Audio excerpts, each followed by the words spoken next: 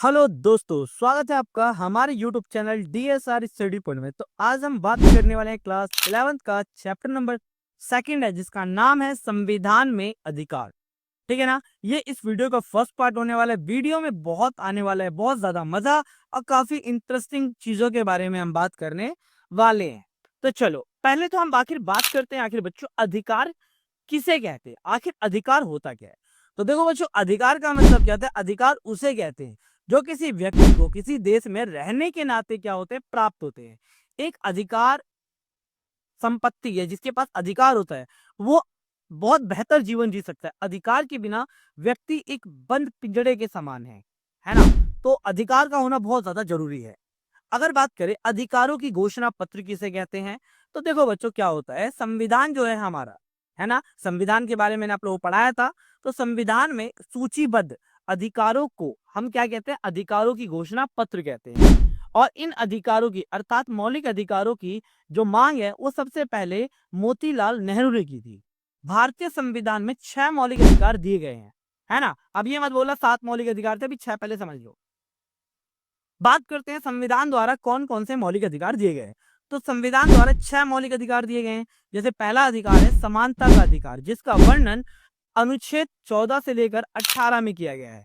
दूसरा अधिकार है बच्चों स्वतंत्रता का अधिकार, जिसका वर्णन 19 से लेकर 22 में किया गया अनुच्छेद में, है ना। तीसरा है हमारा शोषण के विरुद्ध अधिकार, जिसका वर्णन 23 से 24 आर्टिकल में किया गया, अनुच्छेद में किया गया है।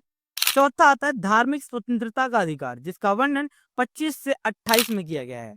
नेक्स्ट आता है शिक्षा और संस्कृति का अधिकार, जिसका वर्णन 29 से 30 में किया गया है।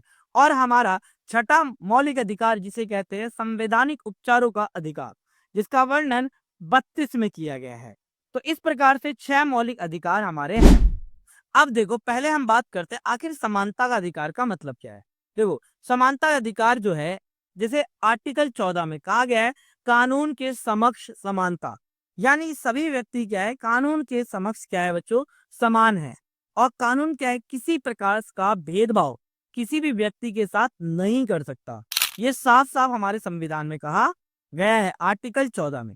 आर्टिकल जो 15 है, अब बात करते हैं आर्टिकल 15, जिसके अंदर भेदभाव की मनाही कहा गया है।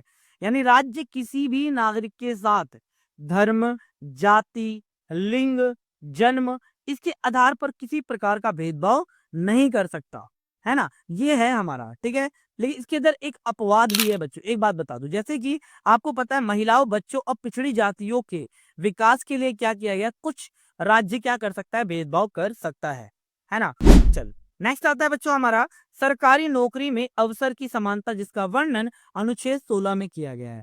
यानी सरकारी नौकरियों में पर नियुक्ति के लिए सभी नागरिकों को क्या दिए जाएंगे, समान अवसर दिया जाएंगे, है ना। सभी, जैसे अगर कोई व्यक्ति योग्य है ना, एजुकेटेड है, तो वो सरकारी नौकरी पा सकता है मेहनत करके। लेकिन इसके अंदर भी मैंने आपको बताया अपवाद है। अपवाद क्या है, पिछड़ी जातियों को क्या दिया गया है, कुछ विशेष आरक्षण दिया गया है।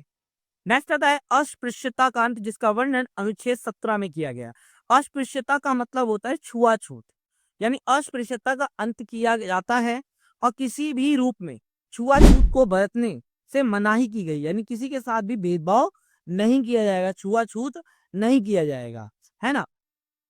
तो ये चीज है, जैसे कि अगर मैं बता दूं, जैसे कि ये कहा गया है कि अगर कोई व्यक्ति जो है ना किसी प्रकार का भेदभाव करता है या पकड़ा जाता है ऐसा करते हुए, तो उसे 2 साल की सजा दी जाती है बच्चों, और 1,000 रुपये जुर्माना है।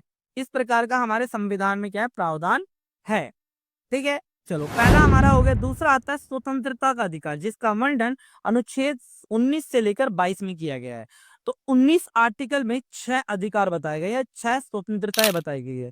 जैसे अभिव्यक्ति की स्वतंत्रता, है ना, अनुच्छेद ए या क में बताया गया है। इसके अंदर हर व्यक्ति क्या कर सकता है, अपने विचारों को बोल सकता है, बस आपके विचारों से किसी दूसरे को ठेस ना पहुंचे। इस चीज को आपको बहुत ज्यादा ध्यान रखना है। दूसरा आता है बिना हथियार सभा करने की स्वतंत्रता। तीसरा आता है संघ या समुदाय, यानी हम ग्रुप बना सकते हैं, संघ बना सकते हैं, है ना। इसके साथ भ्रमण करने की स्वतंत्रता, यानी भारत के किसी भी हिस्से में आ जा सकते हैं या घूम सकते हैं।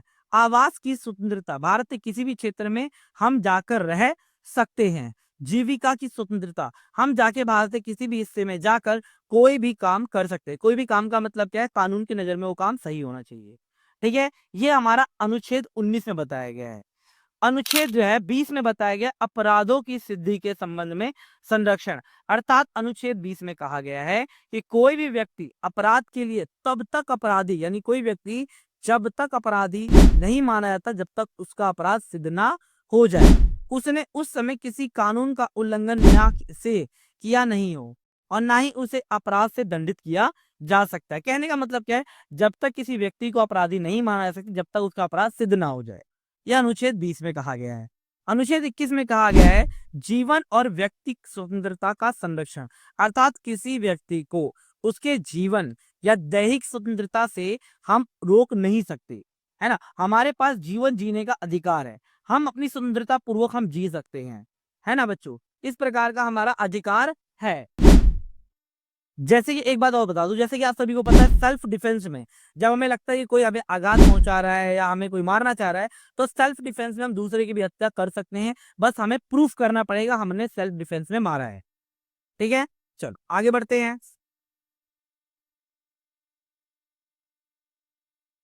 ठीक है, नेक्स्ट आता है बच्चों शिक्षा का मौलिक अधिकार।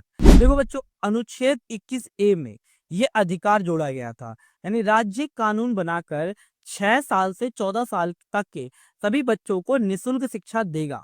ये संविधान के 86वें संशोधन अधिनियम 2002 में ये प्रावधान जोड़ा गया था कि 6 साल से 14 साल के बच्चे तक क्या दिया जाएगा, निःशुल्क शिक्षा दी जाएगी, एजुकेशन दिया जाएगा और उसके साथ किसी प्रकार का भेदभाव नहीं किया जाएगा, है ना बच्चों।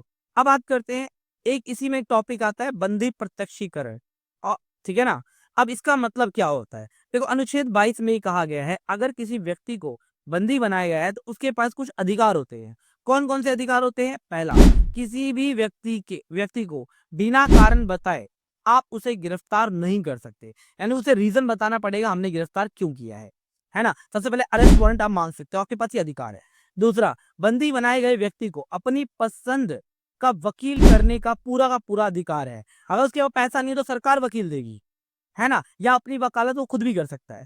तीसरा, बंदी बनाए गए व्यक्ति को 24 घंटे के अंदर अंदर मजिस्ट्रेट के सामने यानी न्यायाधीश के सामने पेश करना जरूरी होता है।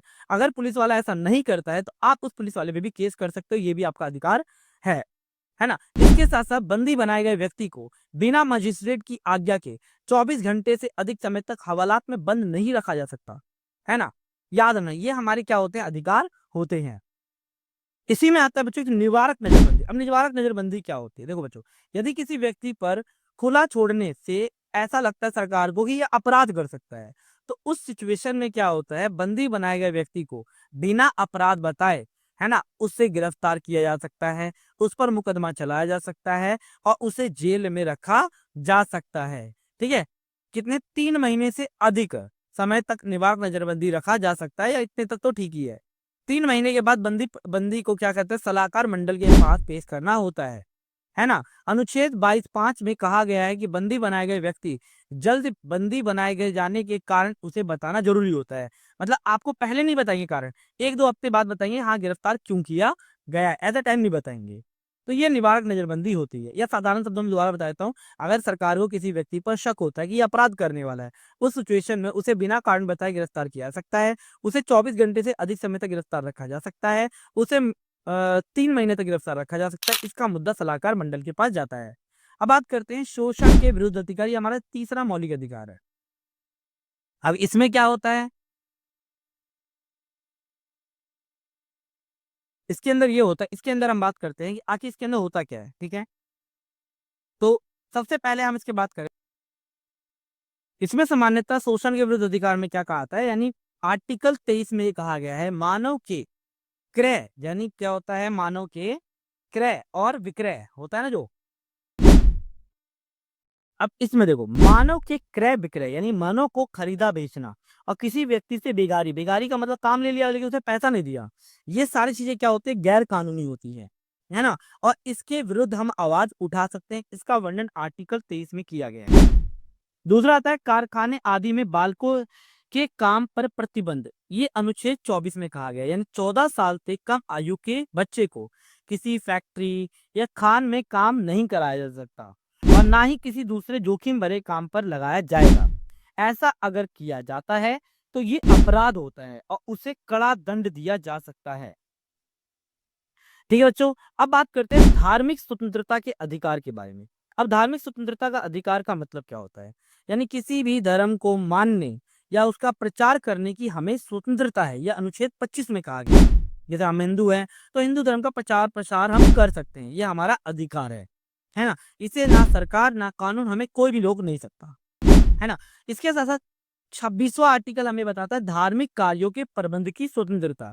यानी प्रत्येक धार्मिक संप्रदाय को अपनी धार्मिक संस्थाएं खोल सकता है, धार्मिक कार्य कर सकता है और चल अचल संपत्ति अर्जित कर सकता है ना? ये हर धर्म को अपना अधिकार है। जैसे आप सभी को पता है, अभी हमारा सावन आ चुका है ना? और सावन में बहुत सारे लोग क्या करते हैं, अभी जा रहे हैं, तो ये सबका अधिकार है ये।